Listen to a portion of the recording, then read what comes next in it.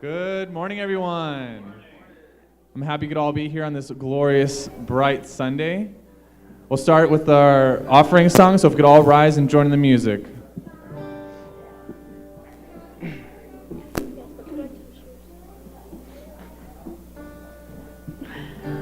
Morning, everyone. We're going to start by singing Song of the Young People.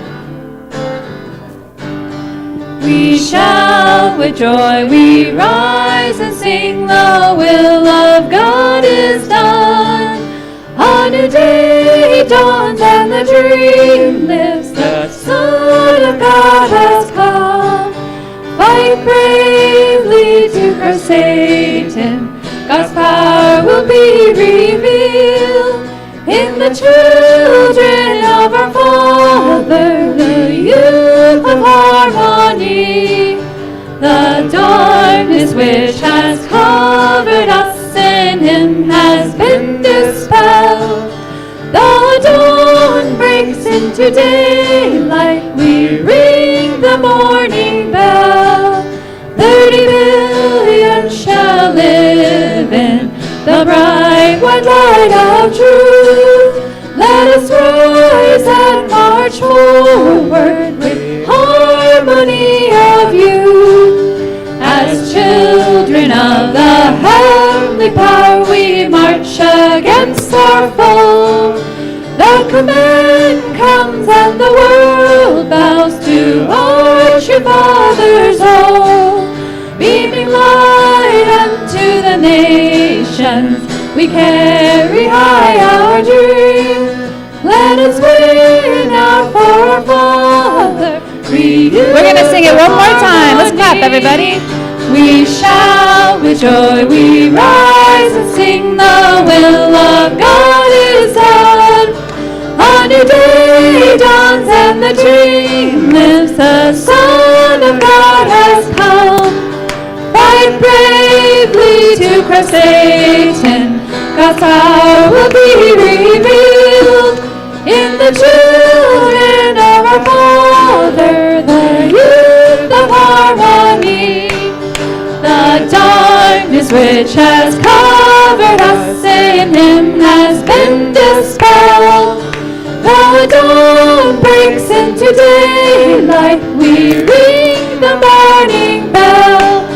30 million shall live in the bright white light of truth. Let us rise and march forward with harmony of youth. As children of the heavenly power, we march against our foe. The command comes and the world bows to our true Father's own. Beaming light unto the nations, we carry high our dream. Let us win out for our Father, we youth of harmony. Let us win. Let us win out for our Father, we youth of harmony. All right, thank you, everyone. Great to see so many faces in the crowd today. We're going to sing our second song, which is When I Behold the Lord. Really bring God into your heart and your mind and your week.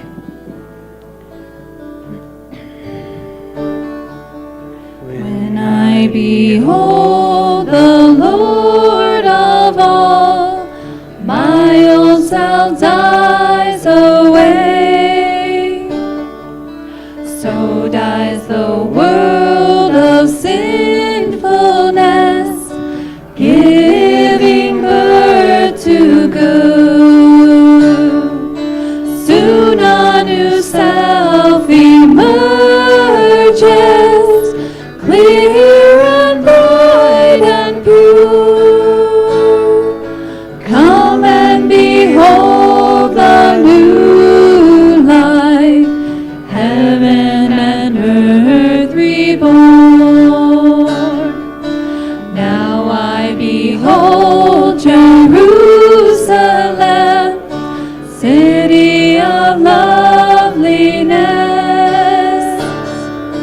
gently descending from above, ever to be my own.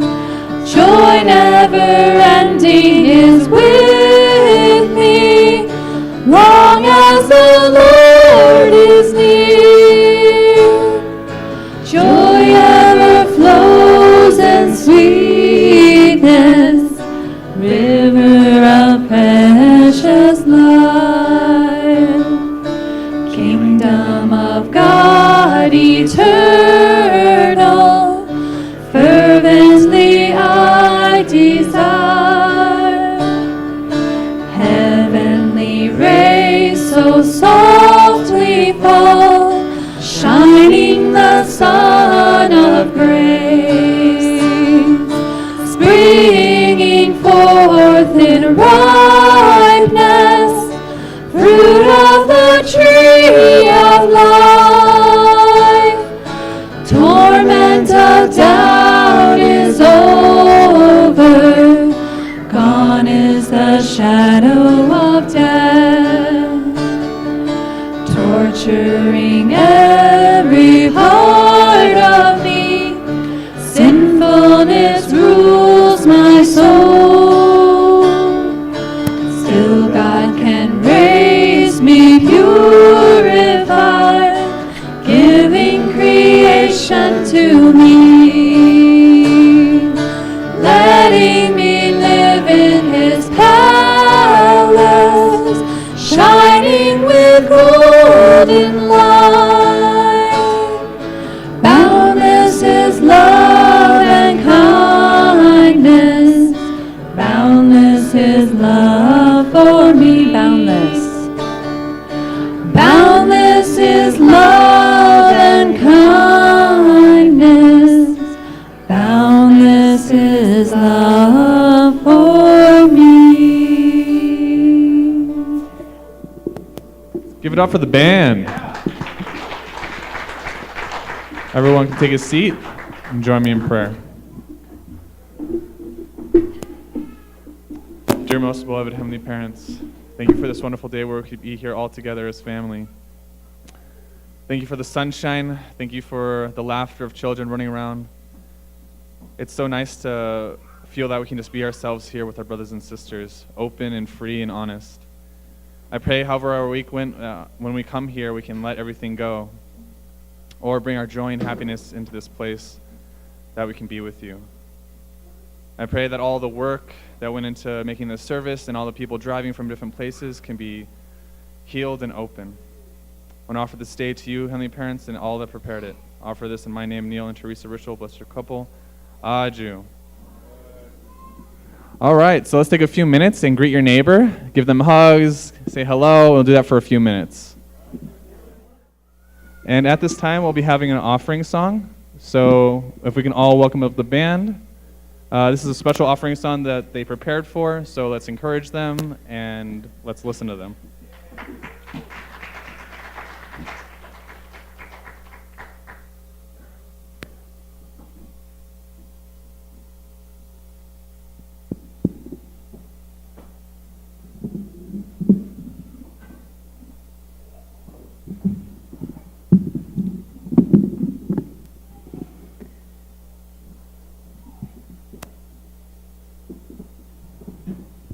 Okay, so we're going to sing The Sound of Silence.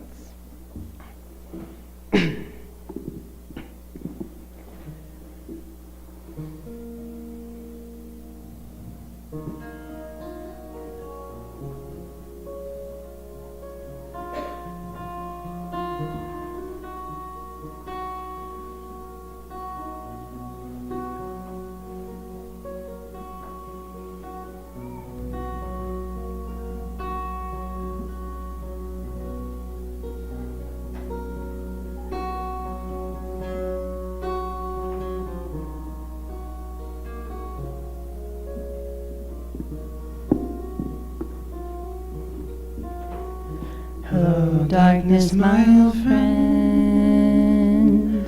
I've come to talk with you again. Because a vision softly creeping left the seeds while I was sleeping, and the vision that was planted in my brain still remains within the sound of silence. In restless dreams I walked alone, narrow streets of cobblestone, 'neath the halo of a street lamp. I turned my collar to the cold and damp, when my eyes were stabbed by the flash of a neon light that split the night and touched the sound of silence. And in the naked light I saw 10,000 people, maybe more. People talking without speaking, people hearing without listening, people writing songs that voices never shared, and no one dared disturb the sound of silence. And fools said, you do not know, silence like a cancer grows. Hear my words and I might teach you, take my arms and I might reach out to you. But my words like silent raindrops fell and echoed in the wells of silence. And then the people bowed and prayed to the neon god they made, and the sign flashed out its warning in the words that it was forming. And the sign said the words of the prophet are written on the subway walls and tenement halls, and whispered in the sounds of silence. Thank you. Thank you, band. Aren't they awesome? You guys are great. So now switch modes a little bit. We're going to have an offering song before the sermon. So if we just take a time to get in a prayer mode or a meditation mode and just reflect while we watch the video before the sermon.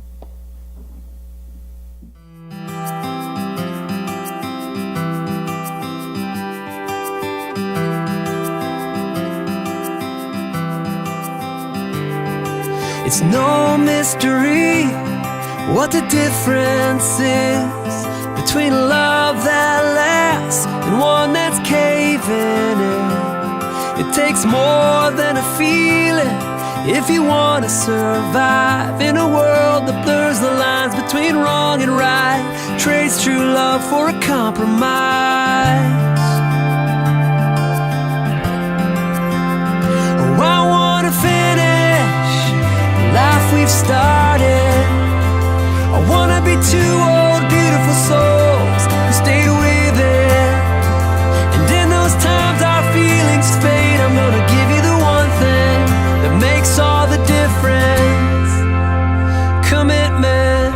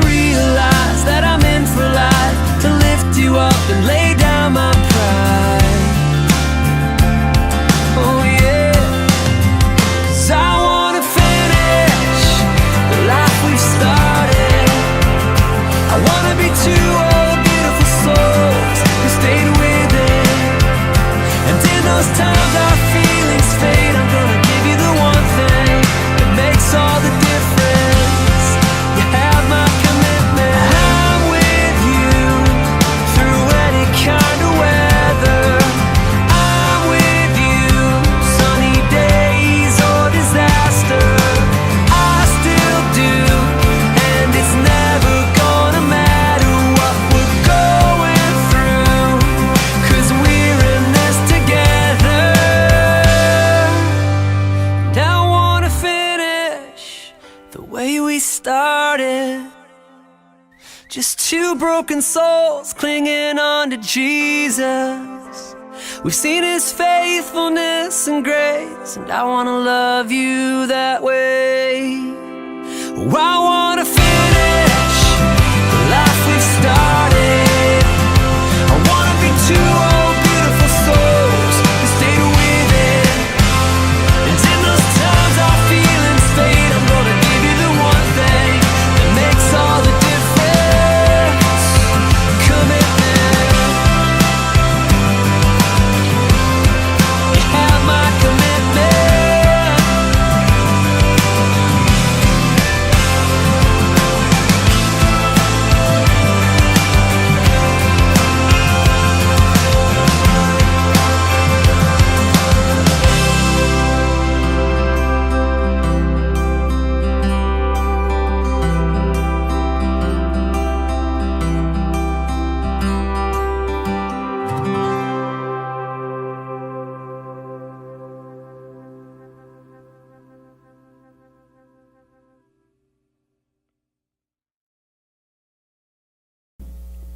Morning, everybody. It's great to see you all. Thank you all for coming today. It's my first sermon of the new year, and feels a little bit strange, but I'm just really grateful to be here, and I feel really good about the new year. For those of you who don't know me, my name is Pastor Mike. My wife and I are the pastors here. We're grateful, and we're excited to be here today. Earlier this week, we had the opportunity to participate in the marriage course. Many of you have heard about that. It's something we just started this last week, and I'm really excited about it. We have had a great experience even just on the first day. We're looking forward to the rest of the sessions. One of the things that they talked about in the marriage course was that every marriage goes through seasons. And I don't think this is a new concept necessarily, but you have your spring, you have your summer, you have your fall and your winter, right? And the spring season is kind of like where you are in love. You have all these, feelings, and you're so happy to spend all this time together, and life is good, and you can take on the world. And I'm kind of adding my own emphasis there, but. Essentially, that feeling of just enjoying life, and it's not hard, and you don't notice the things that you don't like about the other person, basically. And then the summertime is where you start having kids, and life gets super busy, and there's no time, and maybe you're building a business or whatever, but it's a time of a life where there's still love, but maybe there's no time to experience it. Or you start, we were so focused on the things that we have to do and the kids and stress or whatever, that it's really hard to be able to just even take time, or even to feel like there is time to just enjoy being together. Or maybe it's also a time where, you start to notice, wow, there's things about this person that I don't really like, things that sort of are pet peeves or things that kind of bother me. You get into arguments, and it can be easy to feel like you're not really in love anymore. And then there's summer and winter, which we haven't personally, fall and winter, which we haven't personally experienced, but your kids getting older, teenage years, and empty nesters and things like that. And when Adonia we're taking this course, and we're realizing, we're really in the summertime of our marriage. We had a very short spring, and we had kids right away. And then since then it's been kids. Time is limited. I feel like we're always busy. Kids are a priority. We, as any parent, we want to give our kids the best that we can. We want them to have a bright and better future than we had. But sometimes we can forget about our own relationship in the process. And I think that sometimes, I know for us, sometimes we feel like work partners instead of, couples in a marriage. It's a time we recognize, and they talk about in the course, that you really need to rely on your commitment. What was the commitment that you made? because the feelings of love and affection aren't always there. Many times aren't there at all. And it's hard to rely on that feeling and the emotion. You can't. But commitment is an interesting topic. Like it's a topic that we actually, as a society, I believe, is very difficult for people to is a very difficult idea. It's very hard to commit to things. It's different than just being passionate about something. Many of you may feel very passionate about a certain subject, maybe a certain cause or something like that. You may feel very emotional, like there's something that's not right in the world, or there's something that's really right that I feel strongly about. But it's very different than being committed to something. And if you're taking notes, this would be a good one to take. Being committed to something is not the same as being passionate about something. Whether it's, being committed to a relationship, starting a business, ending a bad habit, starting a good habit, getting healthy, saving money, or even just trying to live more intentionally. On top of that, okay. Sorry. Okay, let me just skip past some of this stuff real quick. On top of that, we go through different experiences in life where we can many times feel like, I did commit to something. I did try really hard to live my life for something. Maybe it was a marriage that didn't work out, or a business that failed, or a cause that I believed in so much that I was willing to give my whole life to it. Maybe things didn't turn out the way that I expected them to. So oftentimes, instead of being willing to commit to something anew, we wait until we feel ready, right? We wait until we feel ready to commit. But then oftentimes, we don't even make the effort to prepare ourselves to be committed.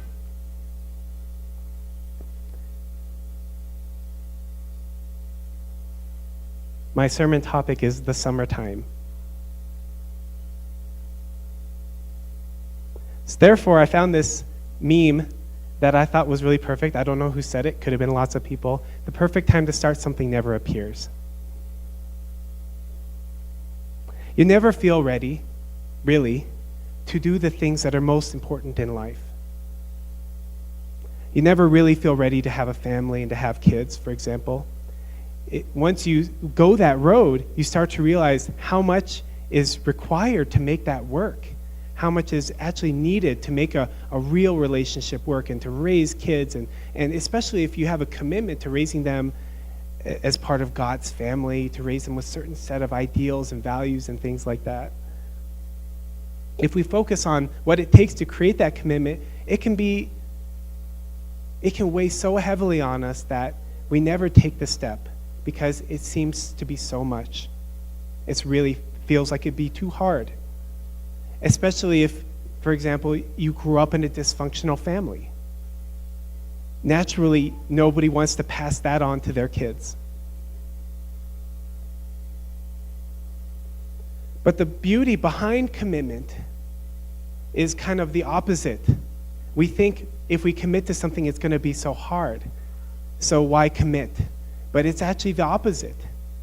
We learn that first we need to commit to something, and then we are able to rise up to the opportunity to follow through and become the person that can fulfill on those commitments.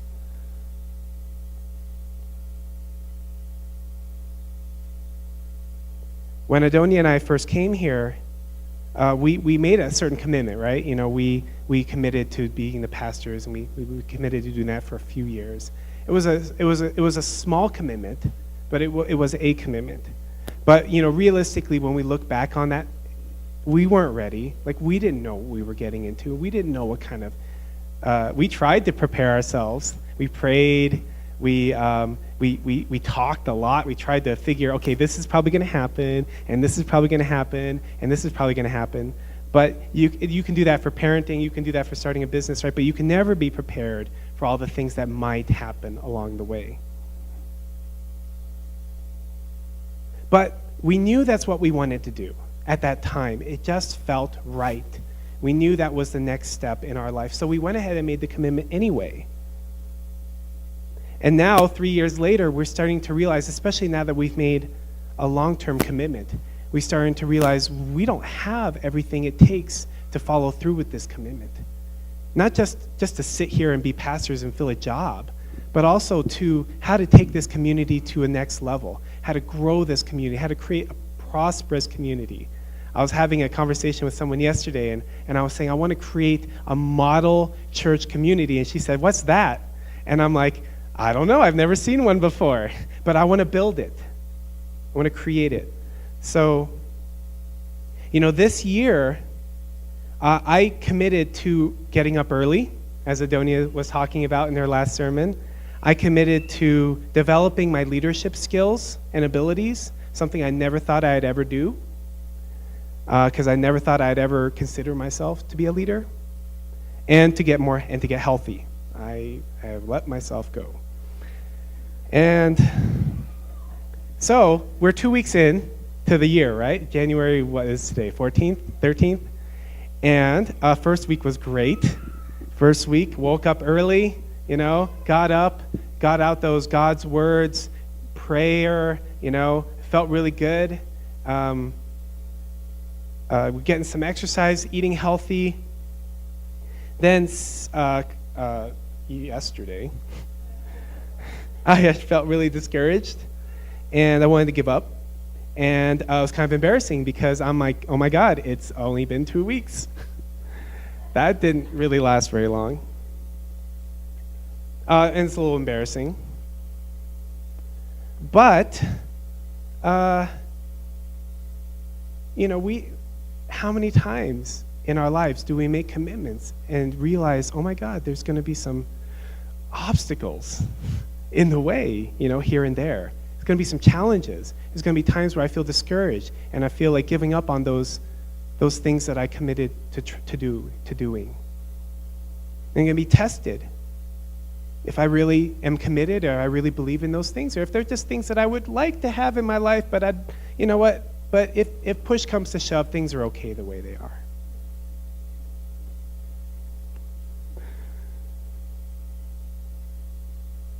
But we have to remember that it's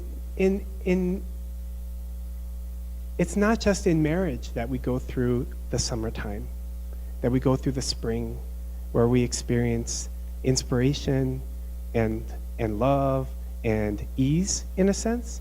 But it's through any commitment that we make in life where we go through the summertime. We go through a point where we realize that this is a little bit harder than I thought it was going to be. There's some challenges along the way. There's some roadblocks that I wasn't expecting. But that's not necessarily a bad thing, because if there wasn't a difficulty along the way, then how could we feel like what we were trying to accomplish was worthwhile? If there was no difficulties, it means we're not really trying to accomplish something difficult or meaningful, long-lasting, the kind of things that we want to commit to, the things that we want to have in our life. So there's a summertime to your New Year's resolutions. There's a summertime to your commitments in life. And I had to remind myself that I had a very short spring, and I'm in the summertime, and I can go back. It's not like the seasons of the year where you can't travel back and experience spring again, although you can the next year. But we can experience the spring again. I can get back to a point where I feel more inspiration and hope with my commitments. But it doesn't mean that I won't go through the difficult time. It doesn't mean that I won't go through the summer, where I've lost the inspiration, where I've lost the excitedness, and it just feels like a drag. Or at the very least, I just don't feel the inspiration that I felt. Or maybe just one morning, and this happened to me, I just woke up and I just felt kind of depressed.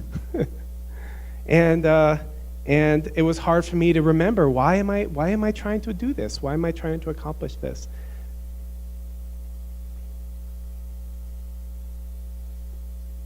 When we did the marriage course, one of the things they talked about was that marriage comes down to commitment. if it's something that you really believe in, then when you come to that hurdle along in the road, when you come to that obstacle in your path, then when you're committed to something, then you find a way to make it work. You find a way to find the win-win situation. In our society, it's so common that if a person doesn't feel like their relationship is going the way that they wanted it to, then they'll just try with somebody else. I remember one day when I was living in Berkeley, California, I was sitting down in a little Chinese restaurant by myself, and I was sitting nearby a couple, young couple, and they were having a very emotional conversation, and the guy was basically saying, I just don't see things working out between us perfectly. I don't remember exactly what he said, but it was something like that. It's like, I just don't see this working out the way I pictured it too. And so I think that we should split up. And the girl was in tears. She was so sad.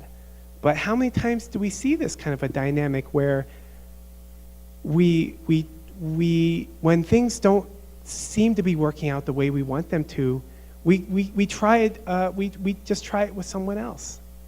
That's the scary thing about maybe scary is not the best word, but that's the crazy thing about commitment. When you have kids, you can't just say, well, things aren't really working out the way I thought they were gonna, so I'm gonna try again with a different child or pass you on to somebody. You can't do that, right? But people do. I mean, more or less usually when they're babies, but people do. And the idea of committing to something in the long term, whether things turn out the way you wanted them to or not, is not something that you hear about every day. It's actually very, very important to our faith. God is looking for commitment, actually.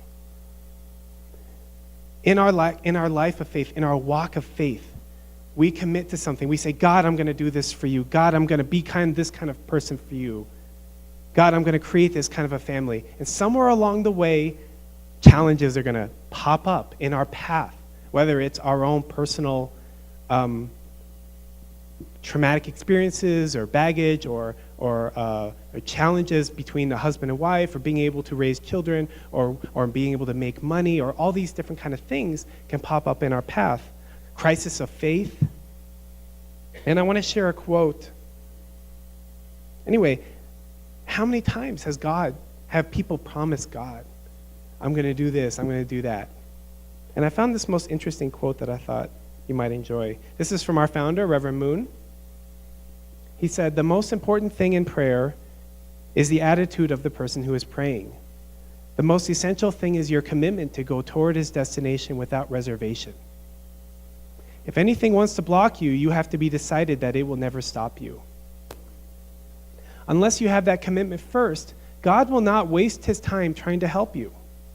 He has always been deceived in history. Isn't this true? We look at the Bible. How many times people promise God, I'm going to do this, I'm going to do that, but then they, in the end, fall short. He has always been deceived in history, so what God needs to see is proof of what you are and how strong your commitment is. You may tell God you are totally committed, but he will shake his head and think, I have to wait 3 more years and see. But, in this next quote, as soon as proof of your commitment comes to God, an avalanche of help will come to you. I have had the experience of thinking about some problem and not even praying about it, but already God knew my thoughts and was one step ahead of me. When I discovered that my thinking had been fulfilled, he smiled and said, see what I did. And I think that's really beautiful. It highlights the importance of there are practical things that we do in our life that are important. We pray. But how many times have we hear this a lot in our teaching. How many times have people prayed to God and asked God for things and have asked God to fulfill on those things versus committing to fulfilling things for God? That's why we pray Adieu, right, instead of Amen. I know this is a fairly new, even in our own movement, it's a fairly new concept, but Adieu literally means I will make it happen.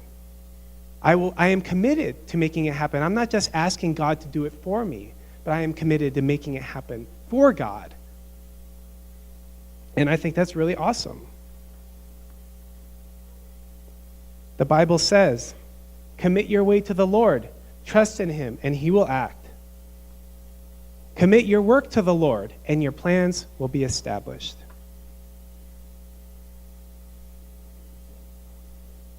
There's a power that comes from being committed to something.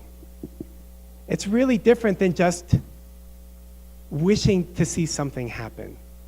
A lot of people will say, oh, I'd love to see this happen, or I'd like to see that happen, or I don't like this thing that I see happening in the world. Or I don't like this thing that I see happening in the church. And I get it, and I understand. But I believe that real power and real transformation comes when we express a commitment to something. It's one thing to be passionate about something, but when you're committed to something, then when an obstacle comes your way, you're not just going to give up. You're not just going to fall by the wayside.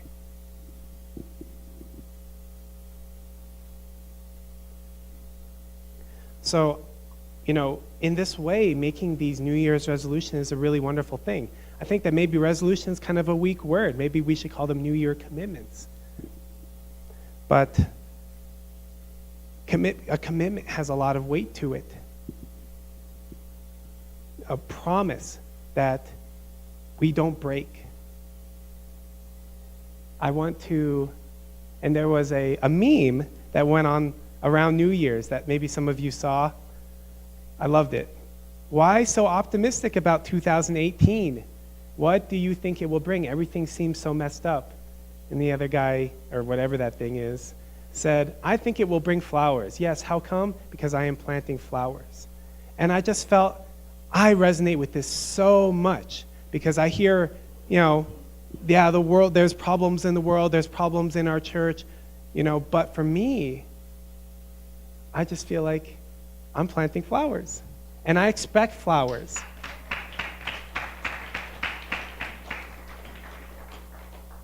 But I also expect a challenge. I also expect difficulties along the way. But the beauty of the gratitude, I feel a lot of gratitude for the fact that, we made a commitment. We made a commitment to this community. We made a commitment to God. When we made that commitment, I thought, oh, this is a great thing. Everyone's going to be so happy. I didn't realize that I was wrong. I want to go back and take a minute to look at our goals that we made for the last year, 2017. We plan to evaluate and improve our one-day workshops and market them more using social media and advertising. Unfortunately, reality is we just kind of dropped them. We kind of stopped doing them. We did evaluate them, but we didn't really start new ones to see what could be done better. So I feel that was not a good result of the last year, but we did begin new outreach activities. We created a welcoming ministry. We created a meetup group. We've started different things, and these are things that are being done on the grassroots, not by me. The problem with the one-day workshops is that I was running them, and if I decided to focus my attention elsewhere, then, well, there you go. So that's kind of what happened there. We finished creating welcome packets for guests. I'm really grateful for Melissa. She made that happen. We invested in better video recording and live streaming equipment. We worked on developing our young adult ministry and third level of Sunday school. We actually have 4 levels of Sunday school now. So that is really awesome. Of course, there's lots of work to expand on that and to make them really great quality, but at least we have them. And then the young adult ministry, I don't know how much we really developed it, but they're still going, and they're great people, and they're investing into our youth, and I really appreciate them. We did really poor in the tithing area. Our goal was to see a 25% increase and explore additional sources of income. We did explore some additional sources of income, but they didn't really pan out. And we saw a negative 16% decrease on tithing from the previous year. So I was kind of disappointed to see that, but I think we can do a lot better this year, And, realistically, Adonia and I really didn't talk about tithing very much last year. So, we're going to talk about it this year. Just talk about, why do we do it? Why is it important as a practice of our life of faith? And it's one of those things where, if you're not really committed to it, then, it can be one of the first things to go when the bills get tight, when the budget gets tight. We didn't create academic scholarships, but we created scholarships for people to go to IPEC and to go to the marriage course.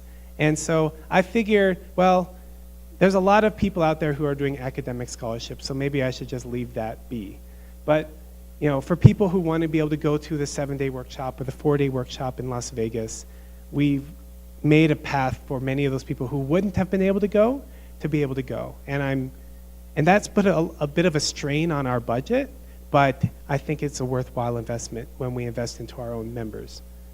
And recycling, composting, that was something I was thinking I really wanted, but no one else seems to be too motivated to do it, so I would put it on the back burner for now.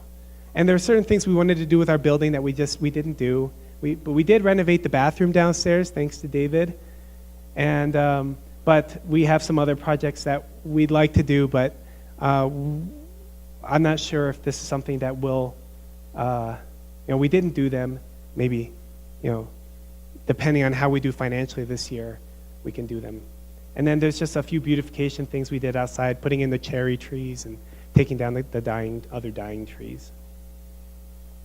In 2018, we want to really build out our high school level of Sunday school. Now we're starting to have kids that are getting to the age where they're in high school. We didn't really have high school kids last year.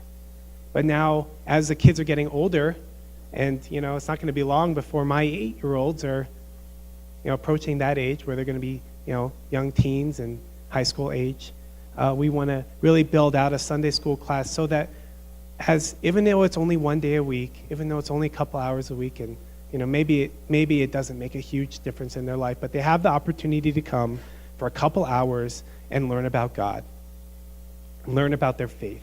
They're not going to learn that in school. They're just not. And in our lives, we're so busy that many of our kids aren't really going to learn it at home either. They should. That would be the best place for them to learn about their faith. They should learn it from their parents. They should learn it in their home environment. But at the very least, we have an opportunity they can come for an hour or two and learn about God, learn the Bible, learn the divine principle, and have the opportunity, to have some fun and associate church with, a good experience. I would love to see we'd love to see a 25% increase in tithing. That will put us above where we were 2 years ago, and continue to explore additional sources of income. We're kind of looking at cutting certain things at this point because of the dip last year, but I personally don't want to cut things. There's a lot of things that we do that I feel are really valuable, but if we need to cut things, then we need to cut things. But I really hope that this year that we can all see the value of tithing, of giving to God, is supporting our local community and everything that we're doing. Adonia and I talked about this before, developing long-term goals. Where do we want to see ourselves in 10 years, 5 years, 10 years, 20 years down the road? It really helps in us developing the 1-year goal and the 5-year goal if we know where we want to be 20 years down the road. But that's kind of a hard thing to do, but we're working on it. And then we want to grow our current ministries. We have so many great ministries. We have small groups. We have a welcome ministry. We have meetups. We have people who are helping with cleaning. We have the French ministry and the Women's Federation. So, Adonia and I really want to, with the people that we have, want to be able to empower more of growth in those ministries, and also to empower people to create their own ministries. One of the things that I really believe in is that every person in our church should be involved in or in creation of a ministry. And a ministry doesn't necessarily mean you're going out and knocking on doors and trying to witness to people. A ministry doesn't necessarily mean that you're having a Bible study in your home. A ministry could be, maybe you know how to fix cars. Maybe you know how to fix toilets, and there's families that are disadvantaged or just in a tough situation, and you offer that to them, and you pray with them or something like that. Or maybe you go on your Nextdoor app and you see these people who are, and you offer your services. Hey, I'll walk your dog. Hey, I'll fix your fence. Hey, you don't even have to I'll watch your kids, and get to know people. Invite people over for barbecues, have a prayer time or a study time in those kind of things.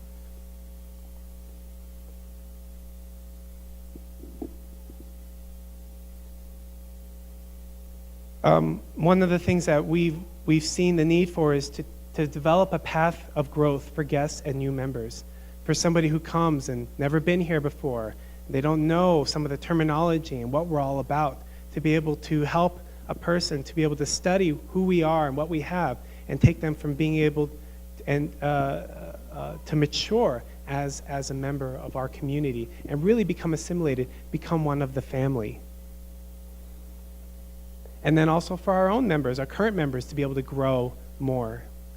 And then this year we're going to be, I got a lot of feedback from you all about the food pantry. It's a great service. I understand that most people like it, but it's been a bit of a mess. There's not really been any structure to it, and I know that people are going in there all times of the day and week, and so we're going to be reorganizing that and restructuring it. And then something that I really feel like I really want to see happen this year is a fresh look for our building and signage. If we can't do anything else, I'd like to be able to see those things happen, because first impressions are really important.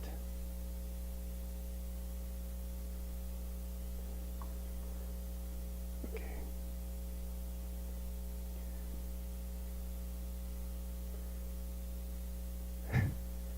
I went in the opposite order, so I'm a little bit confused. But I want to take us back to commitment. Like I said, whether you made New Year's resolutions or you didn't, I think that it's really important for us, especially at the beginning of the year now, whether you made commitments and you're doing great with them, or you're like me where you made commitments and you're not doing so well with them, to really take a look. Where are my commitments in my life? I was really kind of struck when I read the quote from our founder about commitments and how God, in a sense, works through our commitments. God wants to see, how much is this person committed to? Are they just going to flake out on me like so many people have in the past? But when God sees our commitment, how much we are committed to creating a beautiful family, how much we're committed to helping to create a beautiful church community, how we're committed to being a service to people of the world. Whatever it is in your life, maybe your commitment to making money so that you can be an asset to our movement, so that you can help other people who are less fortunate, these kind of different things. Whatever we commit to, I think that's what inspires God. So it can be very possible to live our whole life without really being committed to anything. Do you believe that? Absolutely. You can live your whole life and not really be committed to anything, even if you have kids. Isn't that crazy? We can have kids, but not really be committed to raising them a certain way, that we're going to do everything that we could possibly do. This thing always pops up in my, you probably heard me say it a couple times, but one of the things that really inspired me a lot was when I was young and I was a teenager and going through the stuff that teenagers go through. Excuse me. And my parents wanted me to go to this workshop in California. And they signed me up and everything. And I asked my dad what would happen if we didn't have the money, because it was expensive. Not only did I have to go to the workshop, but we had to go there. We had to drive there. Crazy. And he said, well, we'll just sell the house. And I don't think that he meant that literally, but it showed to me that my parents were committed that whatever they could do to help me to have a good spiritual life, develop friendships with other people of faith and to become that kind of person that they felt that God wanted me to become, that they would do it. And that commitment has stuck with me to this day. And it's the kind of commitment that I want to be able to impart onto my children as well. Well, hold up. Oh, thank you.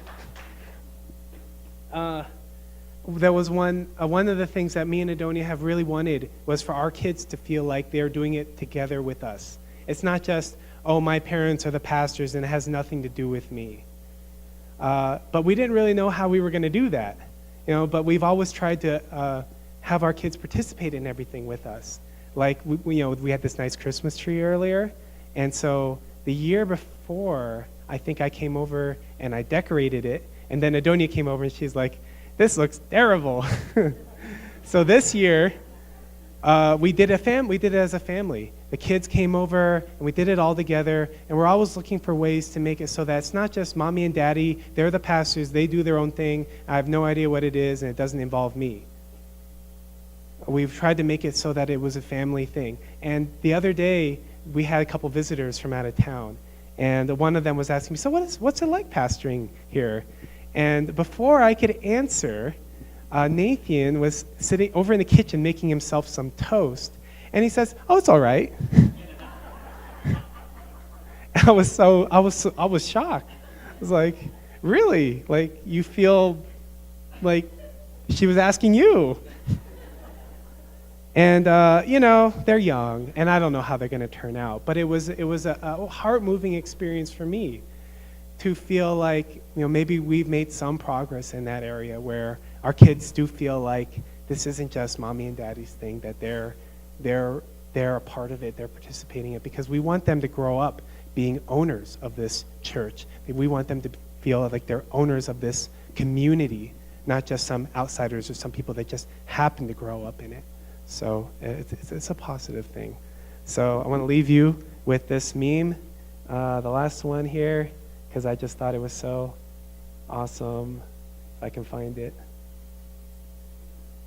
2018 will bring flowers. Why? Because we are planting flowers. Thank you very much, and I'm going to pray. Please join me in prayer. Good morning, Heavenly Parent.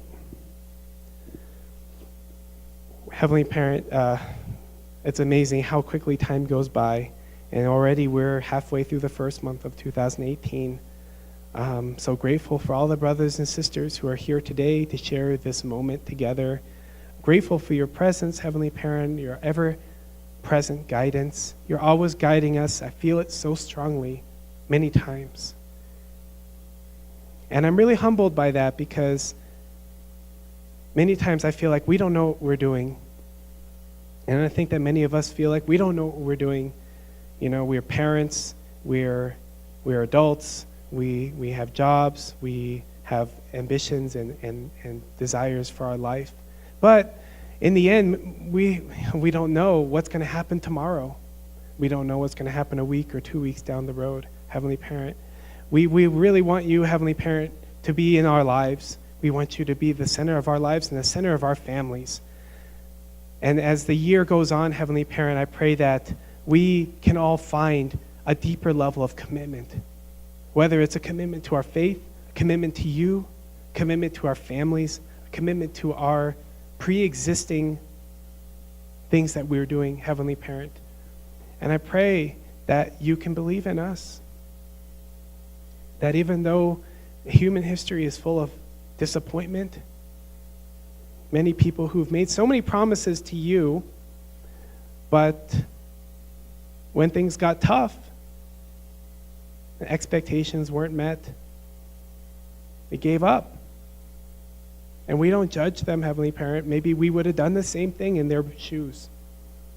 But I really hope and pray, Heavenly Parent, that we can be better, that we can do better, that we can make commitments and follow through with them, and that you can really feel like, I can really believe in you when you promise to say that you're going to do something.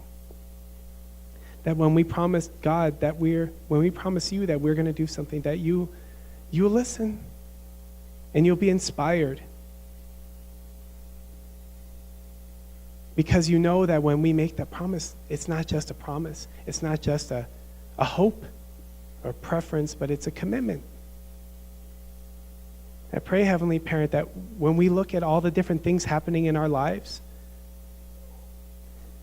and when we see the different challenges that come along the way, that we remember, Heavenly Parent, that the summertime will always come. The challenges, the difficulties, the obstacles will always come. And if we're committed, we'll find a way to make it work.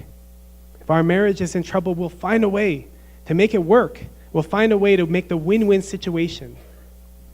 We won't throw it away just because it's not going the way we thought it was going to go. Heavenly Parent, I pray that we can be that kind of people. We can create a community of people like that. Nobody can stop us. I'm so grateful, Heavenly Parent, for the new year, the new opportunity to practice and put these things into practice in our lives. I pray for abundant blessing upon every single person here, every single family, and for your guidance and love on each and every one of us, and that we can return to you. And I offer this prayer in the name of Michael and Adonia Hendrick, a blessed central family. Amen and Aju. Thank you, everybody. Thank you, Pastor Mike. It's really true. I was thinking while he was giving a sermon that when you commit to something or just starting or just doing it, like when we were first moving here and thinking about coming to Colorado, me and my wife, we were like on the edge, we don't know. I don't know if we want to come. And then once we told our landlord we're moving out, we're like, oh crap, like we have to have our friends help us move everything, have to start selling everything, we have to find a place where we're going to stay in Colorado, like all these things. Like once you like commit and you put the risk out there, you like have to do it, and it spurs you to make that movement. And I'm so happy that we were able to come here because it was one of the best decisions we've ever made. So thank you for the sermon. Now we're going to switch gears a little bit. We're going to prepare for the tithing, so just take a minute to meditate and pray and think, this next year, what do you want to contribute? What do you want to give? And how can you give, not just through the tithe, but through your heart and through your love? So we'll take a few minutes now. Thank you, everyone. At this time, we'd like to welcome any guests that have been here for the first time or haven't been here in a long time. Any guests that people have or want to say hello? Is there anybody here? Yes? You can just stand up, say your name, who you are, say hello, where you're from. Oh, there we go. Thank you. Thank you, Mike. My name is Justin Moreau. I'm from a family. We grew up here in Denver. This is my beautiful fiance, Priscilla, and our children, part of our children, 3 or 4 currently, and we have 1 on the way. And we just thank you for welcoming us to this spiritual home. We're looking for a place out here to really solidify ourselves spiritually, make sure that we're following God's direction, and making sure that we're keeping our eye on God as a family. What was welcoming about this church, it seems like it's interdenominational and welcoming from that path, from all paths. So it's great to see you all and wish you all a great morning. Thank you so much. Welcome. Any other guests? You want to say hello? All right. Well, thank you for being here. Just so you know, there's a little gift in the back on your way out, just as like a thank you for coming and greeting you into the community. No problem. And now we'll have the weekly update.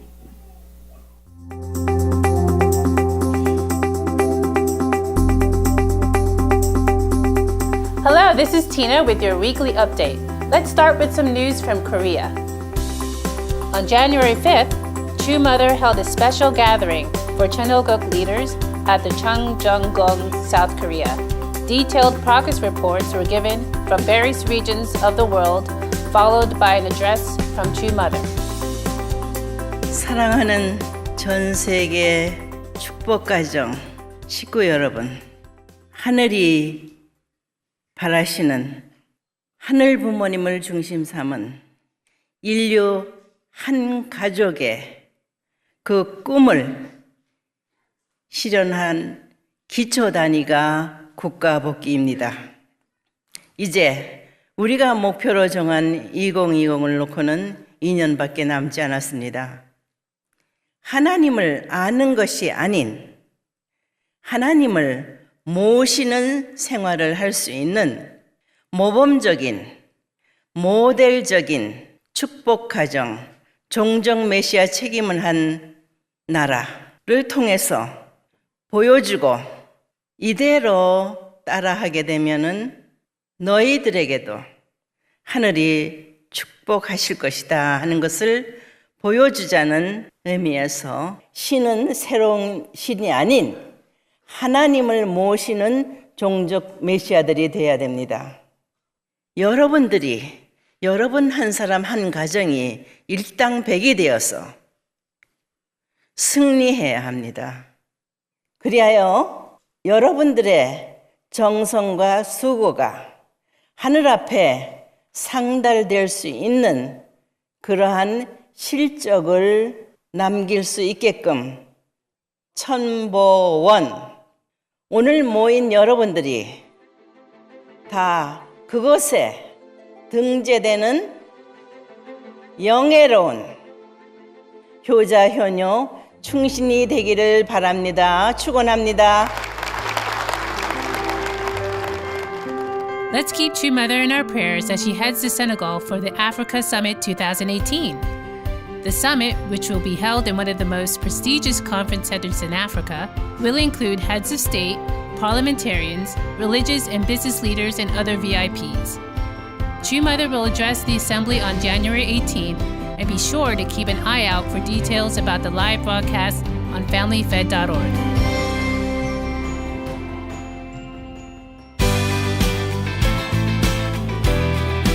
At the International Peace Education Center in Las Vegas, young unificationists gathered for a 7-day Divine Principle retreat from January 2nd to the 9th under the theme Going Deeper. This retreat was designed to explore practical applications of the Divine Principle, the current culture, and to foster a heart of Hyojung through understanding True Parents' life course. In addition to Divine Principle lectures, there were presentations on True Mother's current efforts to lead our movement forward, the value and meaning of the marriage blessing, and exploring methods for applying the Divine Principle through reflection and goal setting. Many of the attendees expressed their appreciation for being able to start the new year in this way, having ample time to check in with themselves, with one another, and with God and True Parents. You can learn more about the Young Adult Ministry at familyfed.org/yam. In Washington State, nearly 50 teenagers and staff from across the Northwest United States gathered at the end of 2017 to explore the beauty, complexity, and value of the parent-child relationship in their personal lives. With the theme Back to Basics, the workshop focused on how ultimately we all desire a fulfilling parent-child connection, whether with our own parents, our true parents, or our heavenly parent. Through a number of presentations, the young unificationists were encouraged to deeply reflect on their own relationships with their parents and how they would like to improve them. Participants were able to come to a better understanding of their parents through personal letters they received from them on the last day and left the camp ready for deeper relationships in the new year. Hi, this is Myung. You may have heard recently that we completed a lot of exciting activities at IPEC, including back-to-back Divine Principle retreats with CARP and the Young Adult Ministry. Our next 7-day Divine Principle retreat will run from February 21st through the 27th. This will be a very special opportunity to study the principle since it will overlay celebrations for True Parents' birthday and Foundation Day in Korea. The workshop price is also likely to go up in the Lunar New Year, so we invite you to make the most of this special opportunity to study the Divine Principle and learn more about True Parents Ministry in Las Vegas. I myself recently had an opportunity to study the Divine Principle at IPEC, and I found that my ability to study the Divine Principle has gotten deeper with my own age and maturity. So it's never too late, we're never too old to study the principle to gain new insight and for God to speak into our lives. And we're excited to announce that workshops have been scheduled for the entire year, and you can find the calendar online. Check out familyfed.org/DP retreats to learn more and to register. Thank you. Hello, brothers and sisters. February is coming soon. What's so special about February? Well, in February we have a double major celebration on our calendar. True Parents' birthday and the 5th anniversary of Foundation Day. And I'm excited to announce that to coincide with these special events, there will be a pilgrimage to Korea to visit the special sites significant to our movement. We'll be attending True Parents' birthday celebration at the magnificent Chungshim Peace World Center on February 21st. Yes, there will be the usual internet broadcast, but let me tell you, watching at home or watching at your local church is fine, but to actually be there in the stadium, seeing the amazing Hyojung cultural performances, including a musical of truly epic proportions, the powerful live music, and of course to see our beautiful True Mother in person, well, it's really hard to put into words. All I can say is you just have to be there. Go to FamilyFed.org to find out more about this great opportunity to experience True Parents' homeland and to be there in person to wish True Mother a happy birthday. Thanks for watching. God bless and see you next week.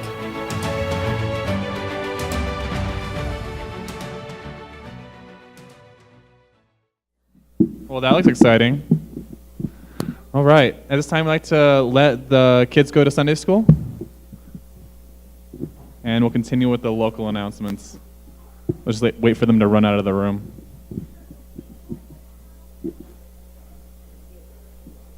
Okay. So, as you know, it's 2018. We made it. And there are a few calendars still in the back for $15. So if you want a calendar, just go to the back and you can pick one up. And we're having a Super Bowl party, which is going to be awesome. So we hope you can make it. That's going to be on Sunday, February 4th at 4:30 p.m. And the Young Adult Ministry will be hosting that. So we hope you guys can all come and have a good time. 7-day retreat, like they said in the video. It's an amazing experience. I went myself. I really encourage anyone that's able to go to please make a trip out there. It's a really great time. And this next week will be the Smith family. They'll be cooking and cleaning, so if you see them, give them a hug, give them a thank you, and let them know that we appreciate them and take time to do that.